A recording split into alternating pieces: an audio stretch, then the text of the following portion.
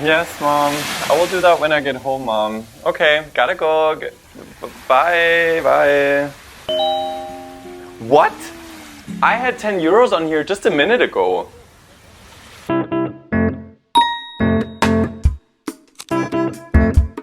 Welcome to Catch the Eye Politics, where we explain how European politics works in practice. I'm your host, Jimmy. In this video, we'll look at how EU laws are made, why this takes so long, and if that's actually a bad thing. To make things more interesting, let's use the example of Roam Like at Home. If you live in the EU, this policy is why you can use your mobile plan in other EU countries, plus Liechtenstein, Iceland and Norway, at no extra charge, so that this won't happen to you. That's pretty cool, but it took the EU no less than 17 years to actually make it happen. To understand why, we must travel back in time.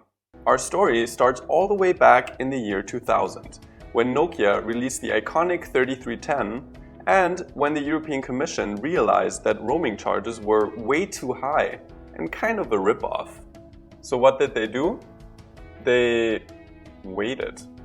Yes, the European Commission has the sole power to propose new laws, but after that, it's up to the European Parliament and the Council of the EU to actually approve those laws.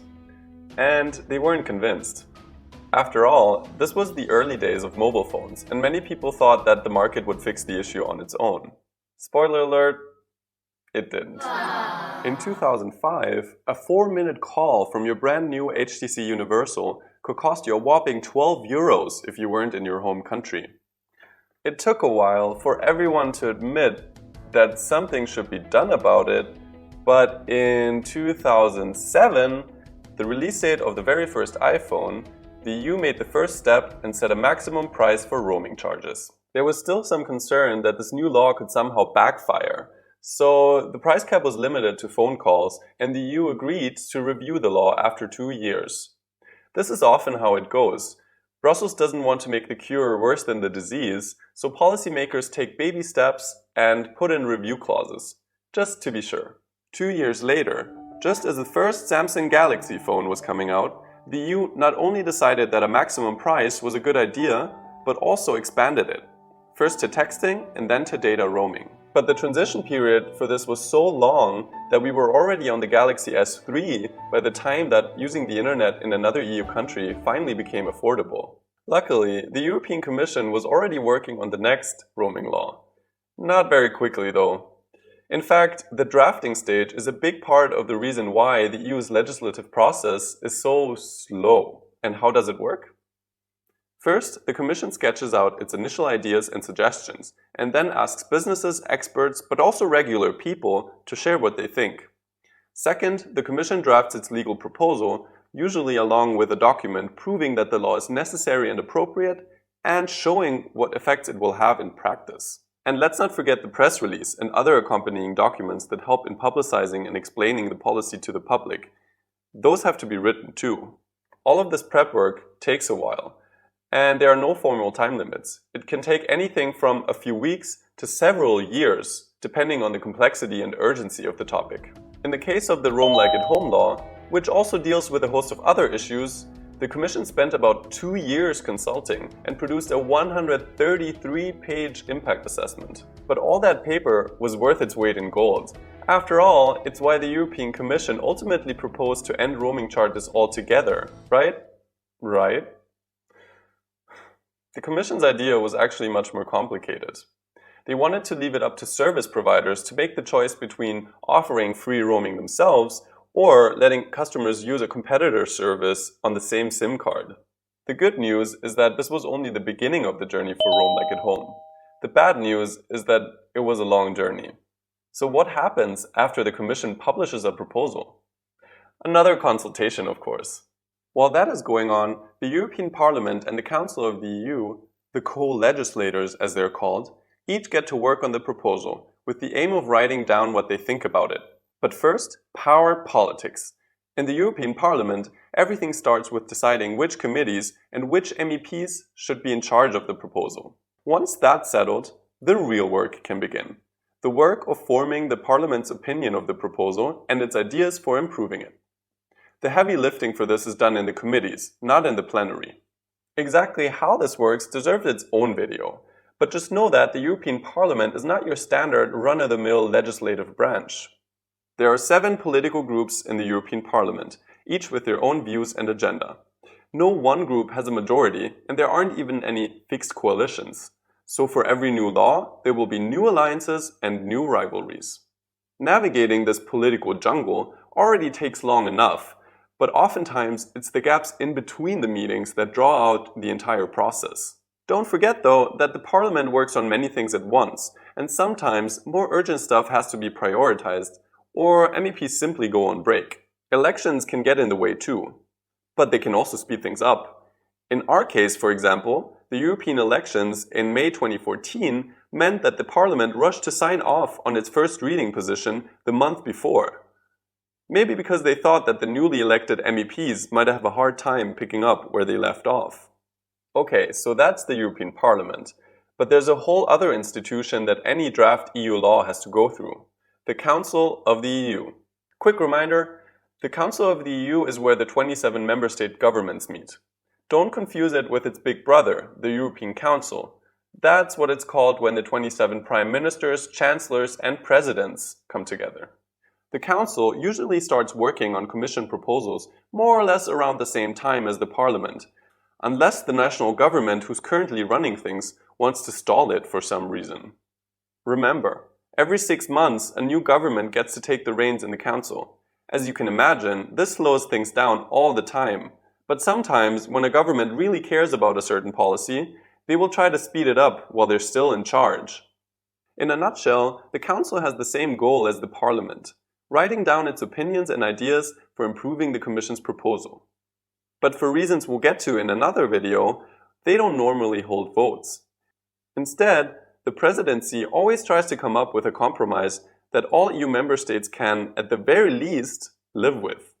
As you can imagine, this can take a while. In the case of Rome Like at Home, the Council needed around 10 months longer than the European Parliament, almost 1.5 years in total. And that's despite the fact that the Council, unlike the Parliament, could continue working during the 2014 European elections. That's not to say the Council is immune to elections, quite the opposite. Oftentimes, the Council will put particularly controversial proposals effectively on hold until key elections are over. Because the EU has so many member states, with elections taking place pretty much all of the time, this happens a lot. Once the Parliament and the Council are finally done forming their opinions of the proposal, things can move on to the next stage: trilogues. Trilogues are a sort of unofficial shortcut that EU lawmakers have come up with to make things easier for everyone involved. For this shortcut, the leading people from the Parliament, the Council, and the Commission meet up for a ménage à trois, with the aim of agreeing on an overall compromise everyone can live with. Trilogues are tricky because the 3 institutions often have very different goals. In our case, the Parliament insisted on making things better for consumers ASAP. The Council didn't like how that sounded from a business perspective, and the Commission just wanted to get things done and stood by all exasperated. Actually, that's how things go in most cases. Trilogues can drag on for quite a while as both sides play hardball and reread the art of the deal. But then, when a compromise is finally reached, it's like putting the final piece in a jigsaw puzzle or reaching the finish line at a marathon. Nothing quite like it. In the case of Rome Like at Home, trilogues went on for almost 4 months before the Council finally caved in and MEPs got their way. No more roaming charges across the EU. But not right away, of course. The compromise was that the ban would only go into effect 2 years later, right before Apple flooded the market with its iPhone 8, iPhone 8 Plus, and, for some reason, iPhone 10. After a trilogue agreement, everything that remains are just formalities. The Council adopts the trilogue agreement as its first reading position, then the European Parliament adopts the exact same text as its second reading position, and voila, the legislative process is formally concluded.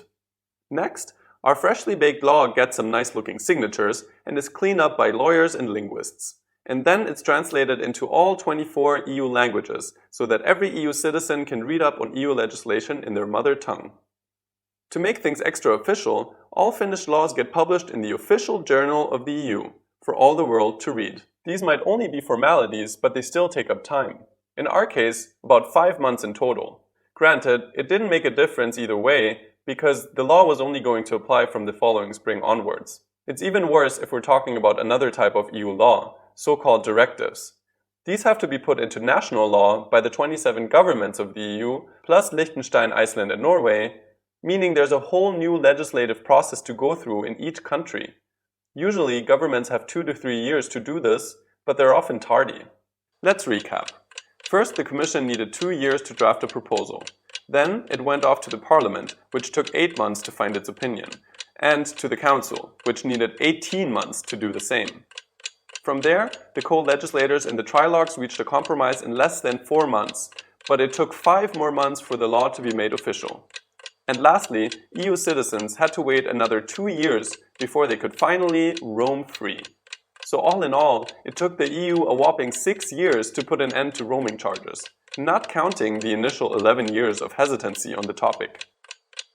You might be wondering why this process was designed to take so long in the first place. But as with many things in the EU, it's really more by accident than by design. And each of the 3 main institutions carries some of the blame. The European Parliament, for example, may be more efficient if it stopped traveling between Brussels and Strasbourg all the time. And does the Council really need to rotate presidencies every 6 months? But it's probably the European Commission that has the biggest influence on the speed of making laws in the EU. This starts on day 1. Holding public consultations and writing impact assessments takes time. A lot of time. But their purpose is to make EU regulation more fact-based, more democratic, more effective, just better. Or so the European Commission would have you believe.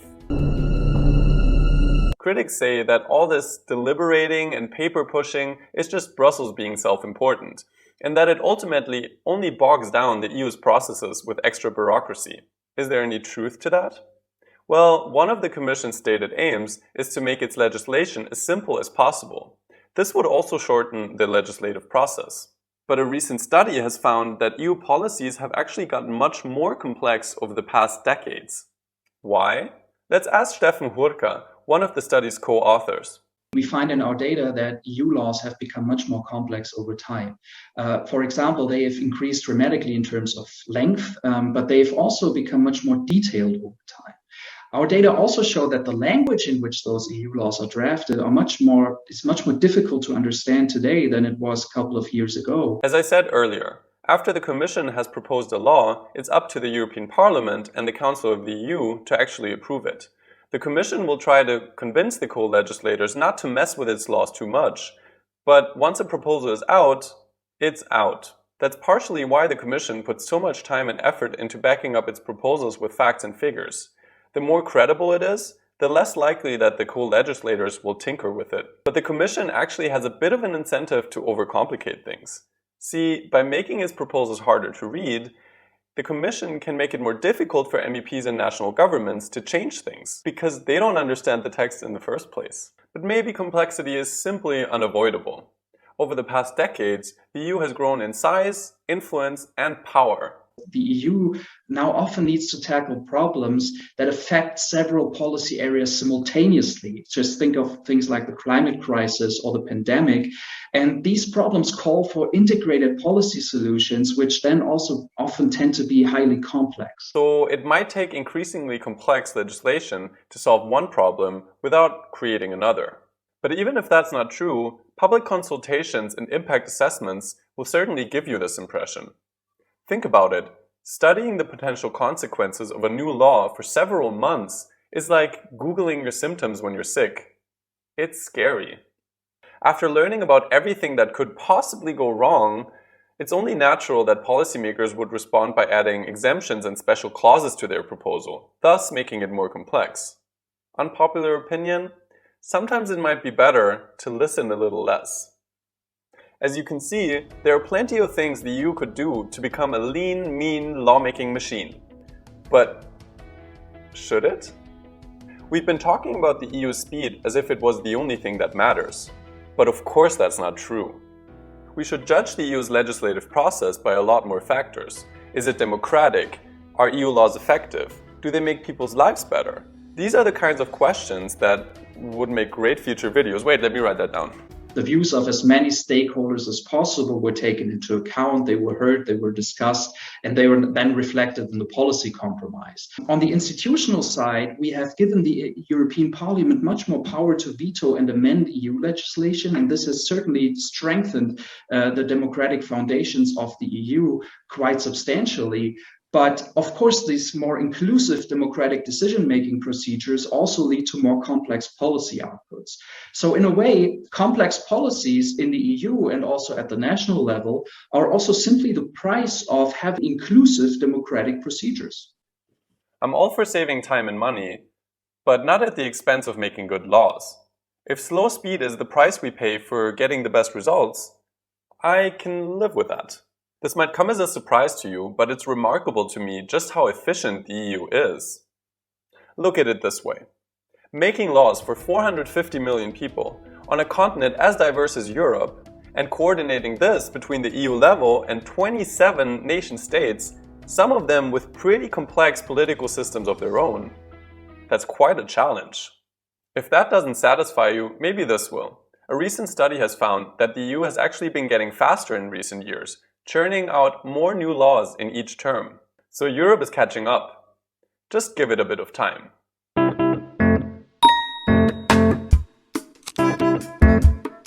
That's it for this video. Now you know why making EU laws takes so long and why that might not be such a bad thing. Please hit like if you liked it, subscribe if you want more, and leave a comment below if you've got some thoughts to share. And as always, keep your eyes open.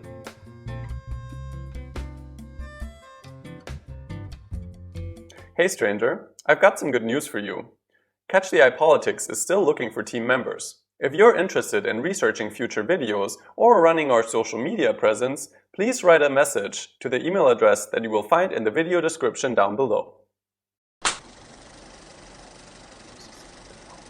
That's why